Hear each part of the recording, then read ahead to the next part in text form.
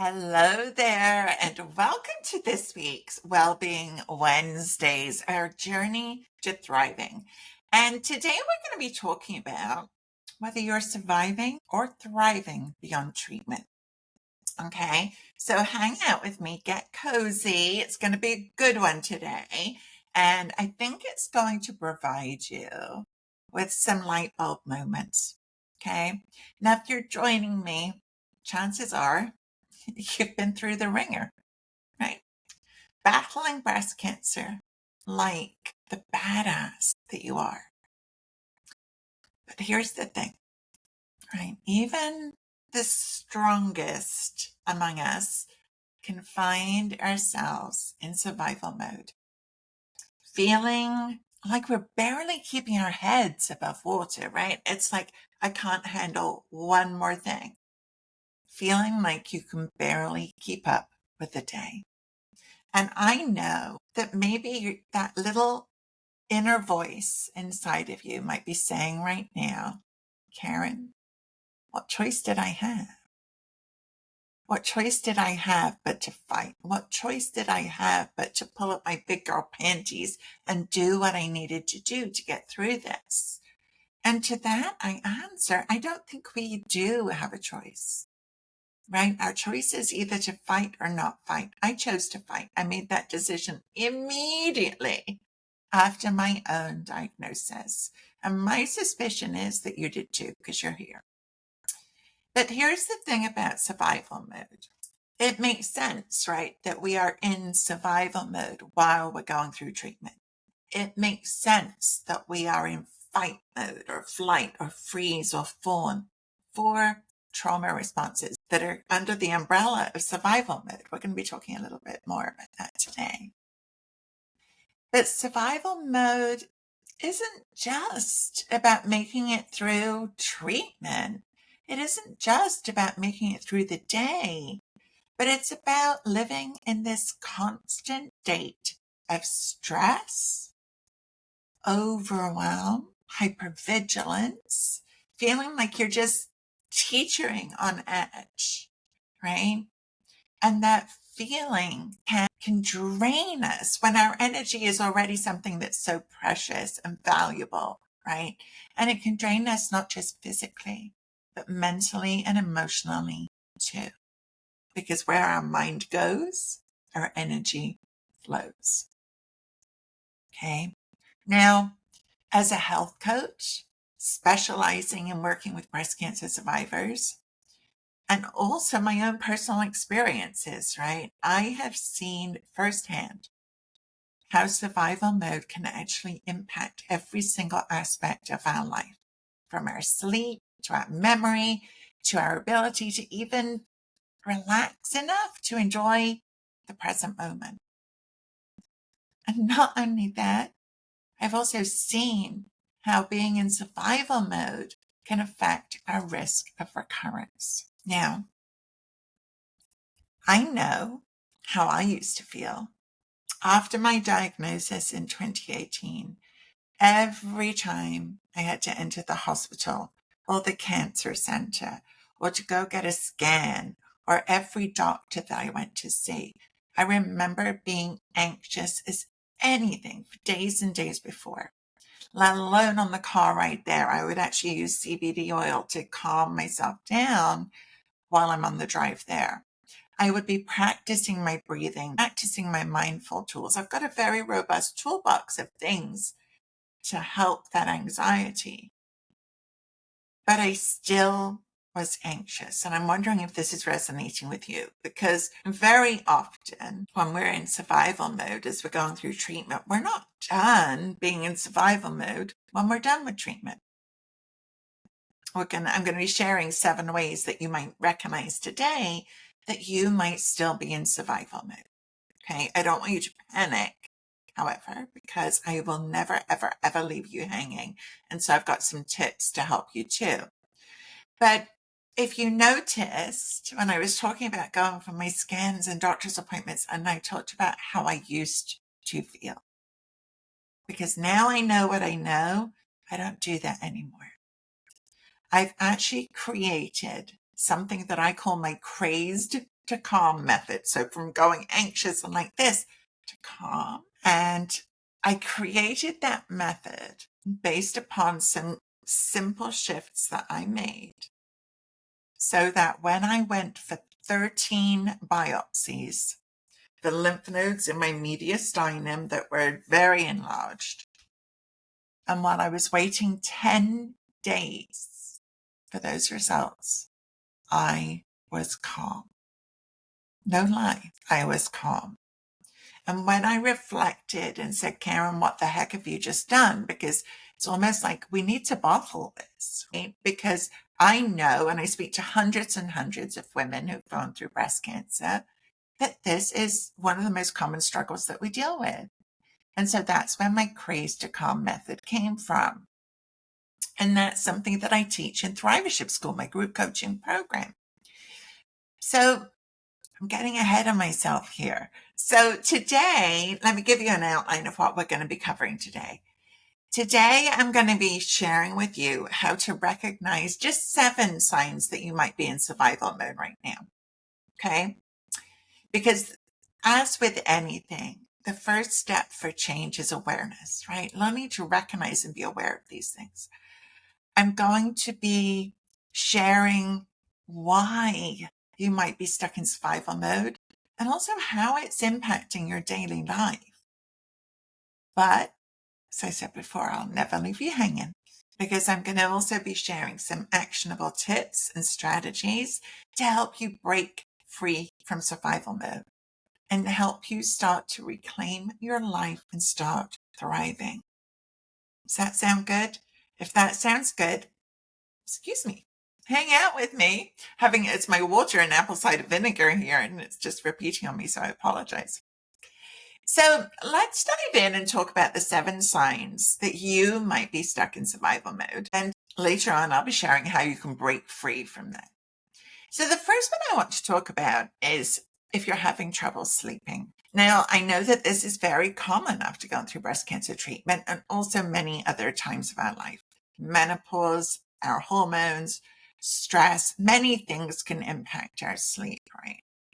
But if you ever feel almost like you're running a marathon in your mind, like your mind's just going and going, as soon as your head hits the pillow and then your mind starts going, that could be survival mode in action. That could be, right? Your body is like, please just rest. I'm so tired. But your brain won't shut off, right?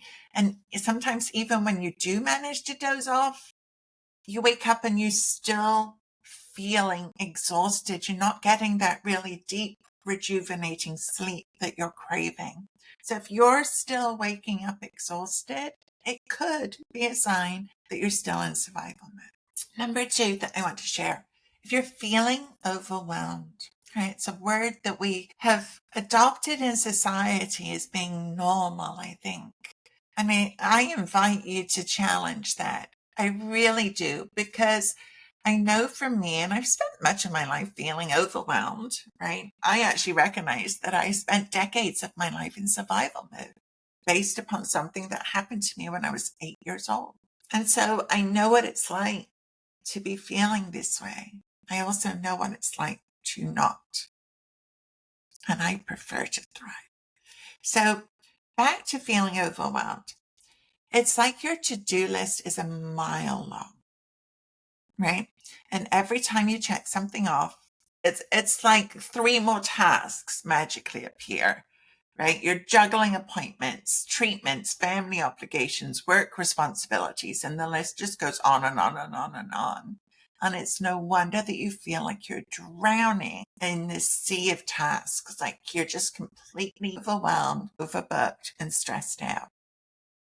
And let's add on there, you're feeling the pressure of needing to change your lifestyle so that you can reduce your risk of getting sick again, right? So what does that mean? It means that we need to help reduce the overwhelm.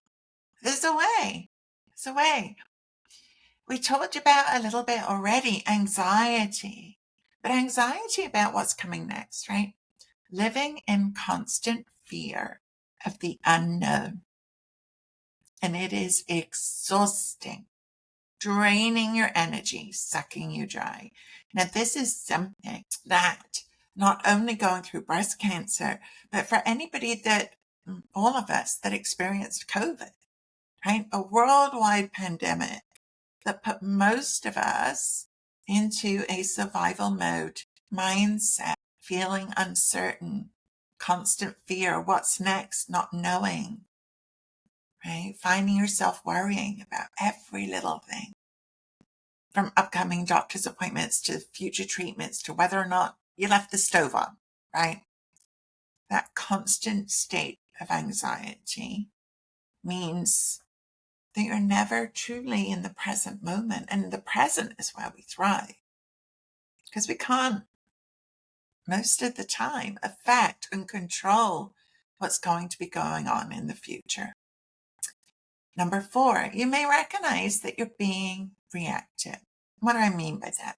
Like, one minute you're fine, and the next minute you're snapping at your loved ones, bursting into tears for no apparent reason, beating yourself up, being hard on yourself, saying, why did you do that? They didn't deserve that. And being mean to yourself. But it's like your emotions are on a roller coaster ride, right? Crying at the drop of a hat. And it feels like you're just along for the chaotic journey. You're just reacting to whatever comes next. I was certainly there. My gosh, I was certainly there. Number 5, memory loss. Maybe you used to have a really good memory, right? But now it might feel like your brain is like full of Swiss cheese. Just you forget things mid-sentence, misplace your keys regularly, struggle to focus on anything for more than a few minutes at a time. I remember for a period after my own treatment, I was talking and my husband actually said to me, are you having a stroke? And he was not joking. It was literally like blah, blah, blah, coming out of my mouth. Thankfully, I wasn't having a stroke, but my brain was not functioning very much because I was in survival mode and all of the bodily functions couldn't work at the same time, right? And I think that you're probably getting the feeling here with all of these things going on. How do we heal? How do we recover from what we've been through if we're in this survival state, right? Let me share just a couple more signs with you so that you can really get a feel for this. You might have difficulty paying attention, right? You might be in a meeting at work, but your mind is miles away, worrying about all the things you need to do when you get home. Maybe you're out to lunch with a friend, but you can't shake that feeling of, oh my gosh, what's going to happen next, right? When's the other shoe going to drop? Or like the black cloud that's constantly following you around.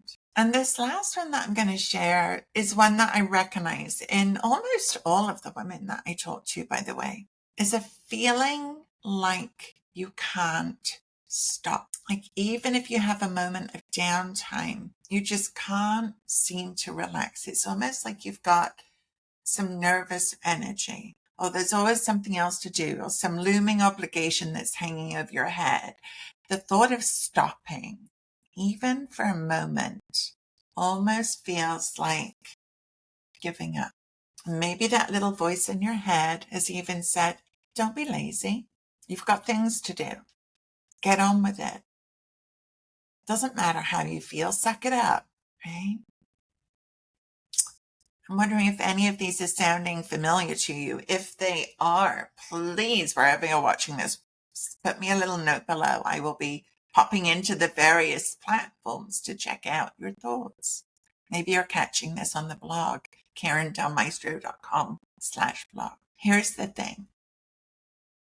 I want you to know that you're not alone. You're not powerless, because recognizing that you are stuck in survival mode is the first step towards breaking free from its suffocating grasp, right? It feels like you're stuck. It's about acknowledging where you are right now in your journey and giving yourself permission to make a change. Let me ask you a question right now, if I may. When was the last time that you felt safe? Like really safe? Where you could let down your guard? Where you didn't feel like you had to figure it out on your own? Where you felt like somebody had your back no matter what? And you could just literally let go and relax. When was the last time that you felt safe? And if your answer, and as you're doing this, I'm going to invite you to kind of give yourself a hug. Okay? Like give yourself a hug. Let yourself know that you are safe. Let yourself know that you are loved. Let yourself know that you're not alone. Because whenever you're in my circle, that's how I want you to feel. Truly is. My daughter gave me the nickname Mum to the Universe. And I don't say that lightly. I laughed when she said that, but I've even been told in Thrivership School, my group coaching program, by somebody that when she was first diagnosed, the first thing that she wanted was a hug from her mom. And her mom had already passed away. And she told me as she was months into the program, if I get choked up, forgive me, but she said, Karin, it's almost like I got that hug from you instead of my mom. What a compliment. What a compliment. I take that to heart. And that's how I want everybody to feel when you are in my circle. I know how it feels to be alone. I know how it feels to not feel safe. And I know how it feels to be on the other side of that. And I want that for you. So earlier on, I talked about my Craze to Calm method a little bit, and I teach this methodology. It's one of the things that I teach inside Thrivership School, my 6-month group coaching program. But when I developed this and I introduced it to our current Thrivers, it became one of the most enlightening parts of our program, right? To start to become aware of these automatic responses when we are triggered, when we're traumatized. And I wanted to share with you 3 ways that you can start to become more aware on your own journey. Okay, so that you can start to go from survival mode to thriving mode. It's a practice. Please know that. It's not a click your fingers and you're there, or it's not like Dorothy. I think of Dorothy, right, in The Wizard of Oz, and licking her heels and saying, there's no place like home. There's no place like home. And I want you to feel safe and at home again in your body and mind. Safe and at home again in your body and mind. Now, unlike Dorothy, we can't just click our heels together and we're there. Okay, it's a journey, but it doesn't mean that we have to go on that journey alone. And that's the main thing. So what do we do to start recognizing what's going on, right? Whether we're in surviving or thriving. Well, the first thing for me is to start to become aware of your triggers. Now, these can be related to breast cancer. They can be related to other triggers and traumas in your life. If you have, and I'm saying this because really, I've yet to really come across anybody who is 45 plus in their life who hasn't experienced some kind of trauma. And breast cancer, by the way, being diagnosed is a trauma. It's a trauma, and 82.5% of breast cancer survivors suffer from PTSD, post-traumatic stress disorder. This is why this subject is so important. This is why I created Thrivership School. I don't want you to be in survivorship. I want you to be in thrivership. It's a huge difference in how you feel in your body, in your health, in your mind, all of those things. So the first thing is to become aware of your triggers. Now, a few of them for people that have been diagnosed with breast cancer might look like the color pink. There's a reason I don't wear pink, because I don't want to trigger you.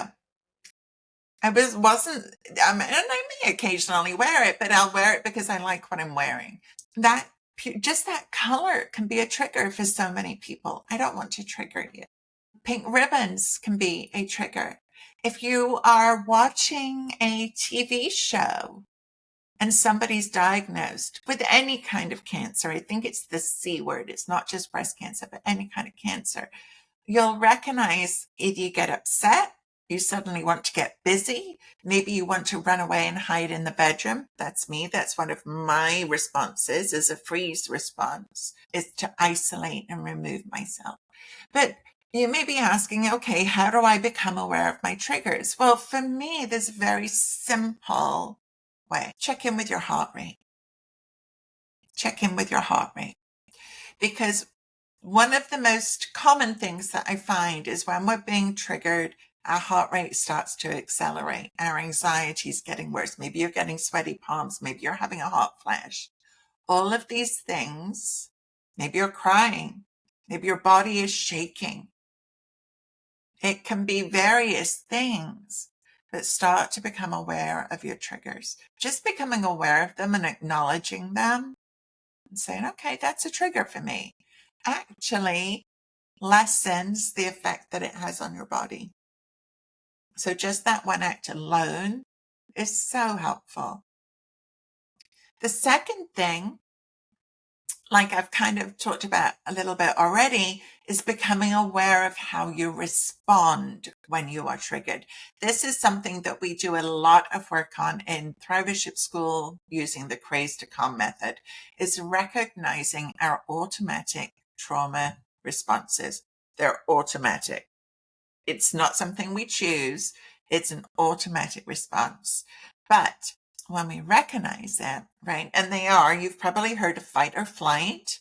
There are two more, which are freeze and fawn. Now, just a few of these things you might get angry. You might realize that you get more irritable with people. Maybe you're suddenly trying to control everything.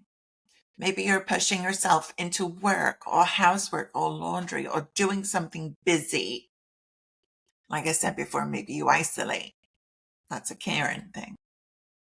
And sometimes, and this isn't often talked about, but this is part of the fawn response, FAWN, fawning over others, is to focus on others instead.